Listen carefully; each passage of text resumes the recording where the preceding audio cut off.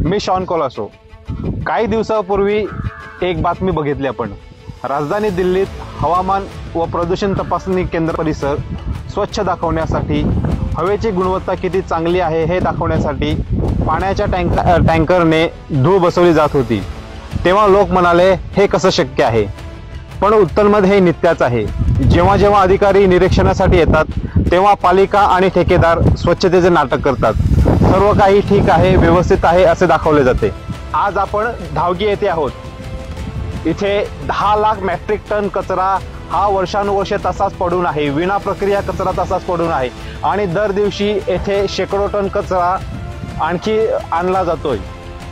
आजच्या घडीला हे ठिकाण म्हणजे कचऱ्याचा पर्वत बनला आहे। ह्या ढिगाऱ्यातून निघणारा धूर आपल्या फुफ्फुसात जातोय। लहान मुलांना शाळेत जाताना मास्क लावून जावे लागत आहे। गायी, भटकी कुत्री ह्या कचऱ्यावर फिरतायत। 17 ऑक्टोबर 2025 ला येथे पुन्हा आग लागली।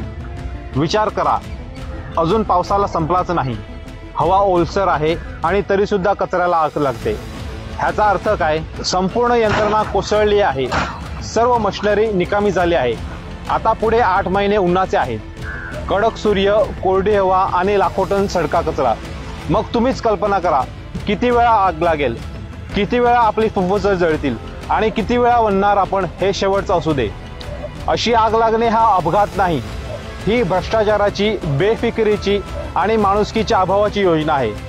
हा प्रकल्प खासगी ऑपरेटरकडे आहे, म्हणजे हा उद्योग आहे आणि उद्योगात वारंवार आग लागते तर फायर डिपार्टमेंट, प्रदूषण नियंत्रण मंडळ, महानगरपालिका प्रशासन आणि पोलीस प्रशासन फक्त बघ्याची भूमिका घेत आहेत।